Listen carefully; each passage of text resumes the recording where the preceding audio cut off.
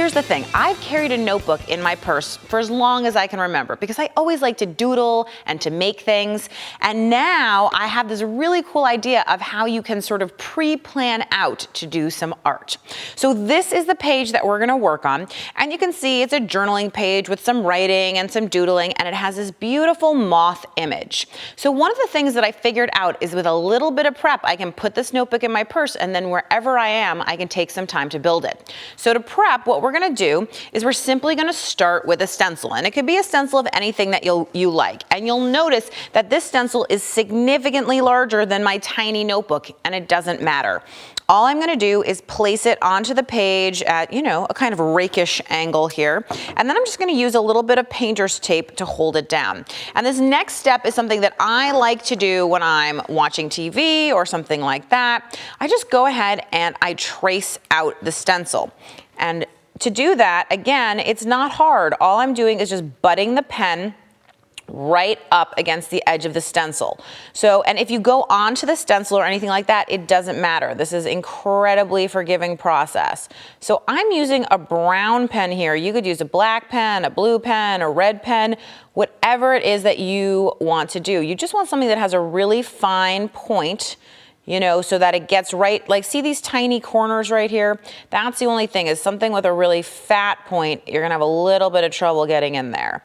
So I'm just going ahead and I'm gonna trace this whole thing out, and I would take the time to do every single one of these little circles and dabs and all that kind of stuff. And even if it's imperfect, even if you have little places where it didn't work out, it doesn't matter. The point is just to relax and get that traced on there. Then, because this is painter's tape, it's gonna release even from these little notebook pages, no problem. And then I'm gonna go ahead and I'm gonna flip, and I have one here which is already traced, okay? So now we're gonna get into some simple doodling. So I have a variety of colored pens, and you can just choose what you want to do.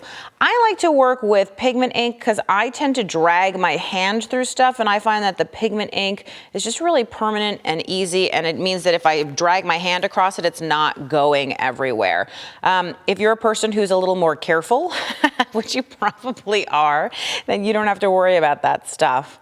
So you can see that my doodles here are nothing fancy, but it's like when you're flower arranging and one rose is okay, but 30 roses are beautiful. So one line is okay, but 30 lines is just absolutely so cool. So I'm just gonna add all lines in here, and then, maybe we can do something super fancy, which is instead of having the lines go up and down, we'll just do little dash lines around here. So again, it's the same shape, just changing it up. And that creates some nice rhythm and continuity. And again, this is now, all I have to do is in my purse, I simply put this notebook with its pre-traced piece. And then when I'm sitting at the doctor's office, I'm in my car waiting to pick someone up from school or whatever else it is, I can just grab one of these colored pens and go ahead and do a little bit of doodling. So once I have the whole thing doodled in, which I do right here, then maybe it's time to do a little bit of writing or journaling. And so what do you write? This is a question I get all the time. It doesn't have to be deep thoughts. It doesn't have to be Nietzsche. You can just write, your grocery list. So, hey, I'm having a great day. And use your real handwriting. And if you look at this, what you'll see is even though this is my real messy handwriting, and if we look back at the finished piece for just a minute, you can see because of the compartments keeping everything nice and separate, it sort of makes it neat even though it's messy. So this is a great way if you're a naturally messy creator to make things neat. Now let's talk about adding a title on here.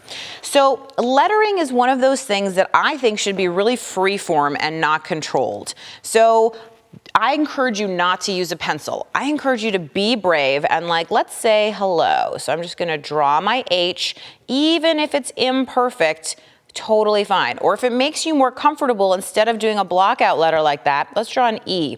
So I'm gonna draw the first line of the E, but as a fat sort of rectangle. Then I'm gonna add the rectangle at the bottom, the rectangle at the top, and the rectangle in the middle. But of course, when I add some doodling or coloring into here, you'll never know that I built it in 3 pieces because I can simply color and layer right over there, and now it's gonna look like it's totally seamless. Okay, so I think that's just another way to have fun with it and add something really personal. Remember, there's nothing more personal than your handwriting. And then here's another little trick that I used, which is, let's say that your text doesn't fill the entire body that you have there. Remember, the stencil is not the boss of you. You are the boss of the stencil. Then what I've done, and you can see it started right here, is I've just drawn some little triangles. So go ahead and fill this with some more pattern so that nobody knows it wasn't intentional that your text doesn't fit the entire space. And again, simply by adding some simple dash lines on here, you can absolutely create something that looks like a master work of art. So now the last tip I'm going to give you, I think, is kind of the strongest, and it's subtle. I'm going to take a brush pen, and this is another great pen to just stash in your purse, and I'm going to add a shadow to the body right there. It's just a little gray shadow on the right side and the bottom, and I'm going to add that on the right side and the bottom of every single section. Right side and the bottom, right side and the bottom, right side and the bottom.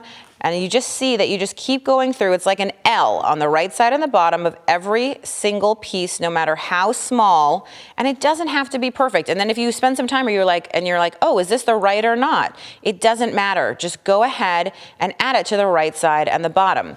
And if we look back at the finished piece, I think you'll see it's quite subtle, but that shadow is there. It really makes each piece stand out. So I hope that you will build up your creative muscles by adding a little bit of everyday journaling into your life.